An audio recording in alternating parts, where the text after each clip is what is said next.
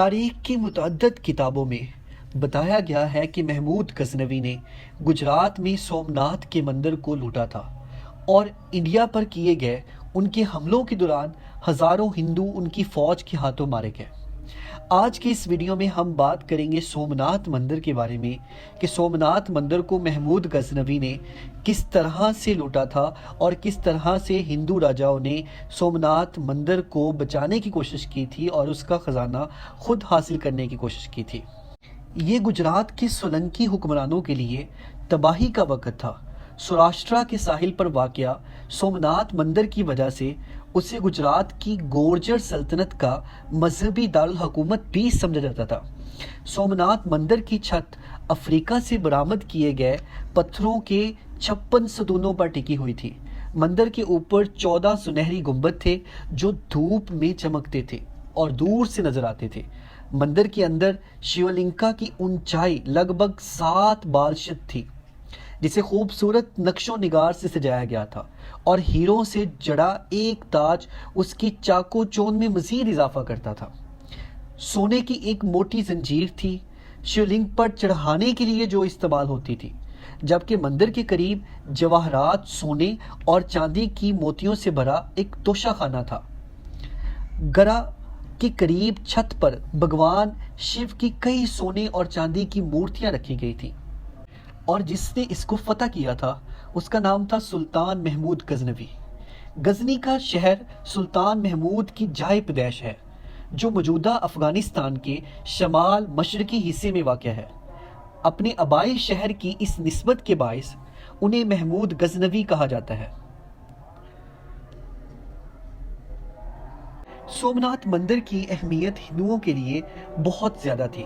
شمبھو پرداس دیسائی اپنی کتاب پربھاس یعنی سومناتھ میں سومناتھ مندر کو بیان کرتے ہیں اور اس کی اہمیت کو بیان کرتے ہیں۔ سومناتھ مندر میں تقریباً 56 لکڑی کے ستون بھی تھے۔ مرکز میں ایک شیولنکا کی مورتی رکھی گئی تھی اور پورا مرکزی حصہ چراغوں سے روشن رہتا تھا۔ مورتی کو سونے کی زنجیروں اور موتیوں سے سجایا گیا تھا۔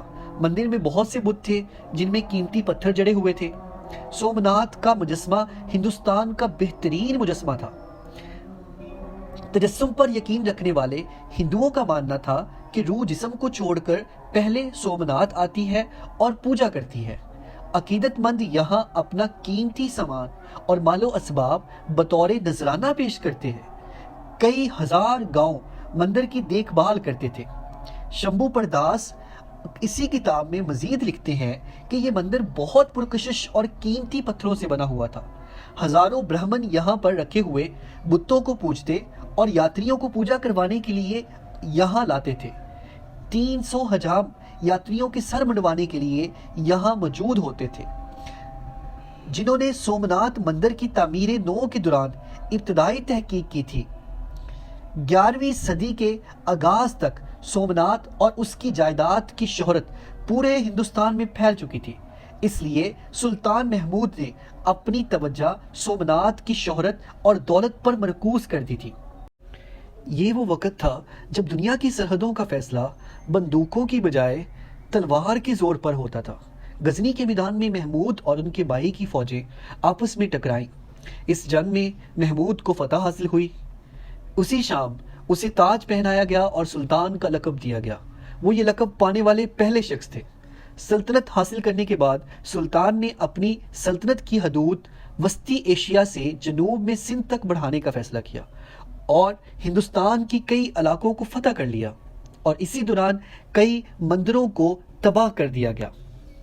محمود کی سوانح کے مطابق اس وقت ہندوؤں میں یہ افواہ پھیلی ہوئی تھی کہ سومناتھ بھگوان ان سے ناراض ہیں، اس لیے انہوں نے محمود کو بھیجا ہے کہ وہ انہیں سزا دیں اور مندر کو تباہ کریں۔ جب محمود کو اس بات کا علم ہوا تو اس نے سومناتھ پر چڑھنے کا فیصلہ کیا۔ پھر محمود نے اپنے 30,000 گھڑ سواروں کے ساتھ 18 اکتوبر 1025 یعنی کہ 1025 کو سومناتھ پر حملہ کیا۔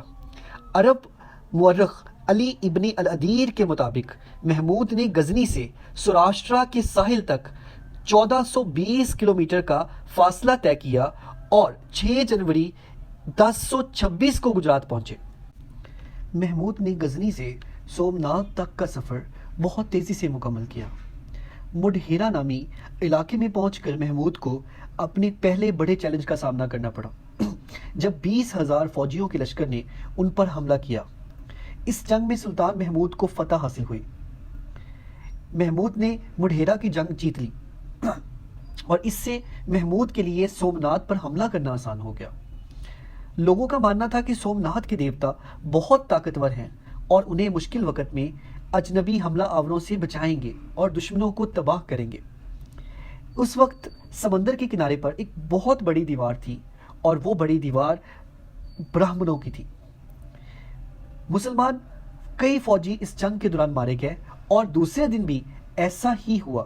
محمود کے سپاہی دوسرے دن بھی مندر کے قلعے کی دیوار پر نہ چڑھ سکے۔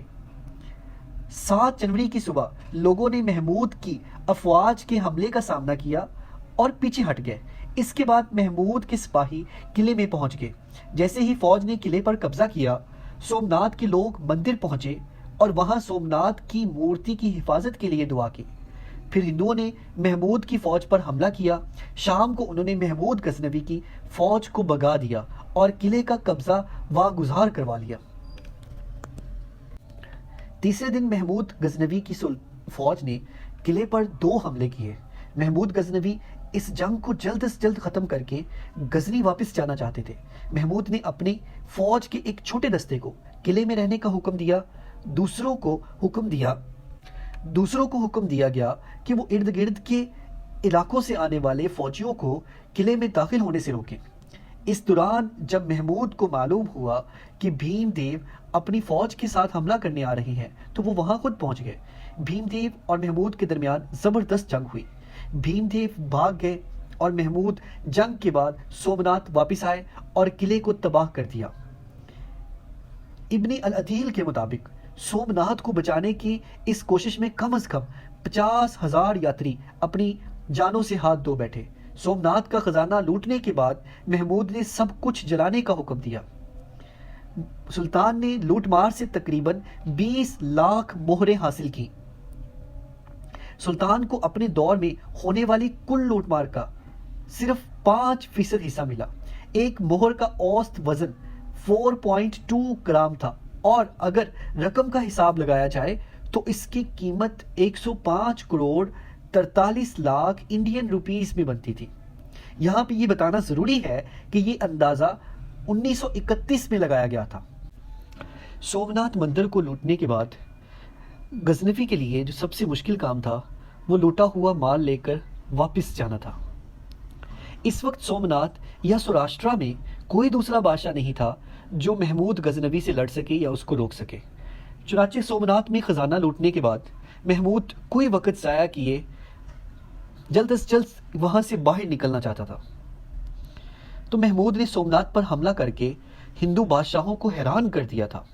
مالوا کے بادشاہ بھوجا پرمار، سامرو کے وشال دیو چوہان اور پٹن کے بھیما سولنکی نے محمود پر جوابی حملہ کرنے کا منصوبہ بنایا ہوا تھا۔ چنانچہ محمود کے پاس غزنی واپسی کے لیے صرف 3 راستے تھے۔ مالوا کے راستے میں بادشاہ بھوجا تیار بیٹھے تھے، جبکہ وشال دیو ماؤنٹ ابوا میں بیٹھے ہوئے تھے۔ بھیم کی فوجیں محمود کو کچھ میں روکنا چاہتی تھی، البتہ محمود ان تینوں سے زیادہ عقل مند تھے۔ انہوں نے صحرائی راستے کا انتخاب کیا۔ محمود کو ان کے جاسوس بادشاہوں کی سرگرمیوں کے بارے میں مسلسل آگاہ کر رہے تھے۔ پرباس سومناتھ کے مطابق محمود نے صحرا کے راستے سندھ تک کا سفر کیا۔ بھیم دیو تینوں بادشاہوں میں سب سے کمتر اور کمزور بادشاہ تھے۔ ان کی سلطنت محمود کے راستے میں پڑی۔ یہ جانتے ہوئے کہ لوٹ مار کے ساتھ غزنی واپس آنا آسان نہیں ہوگا، محمود نے بھیم دیو کے قلعے پر حملہ کرنے کا فیصلہ کیا۔ محمود نے بھیم دیو کو قتل کرنے کے بعد وہ کچھ سے سندھ چلے گئے اور اس طرح سے انہوں نے سومناتھ مندر کو فتح کیا، وہاں کا جو خزانہ تھا وہ لوٹا اور اس کو تباہ و برباد کر دیا، اور جو ہندو بادشاہ ان کو روکنے کے لیے ان کے راستے میں کھڑے تھے ان کی سلطنتوں کو بھی انہوں نے تباہ کر دیا۔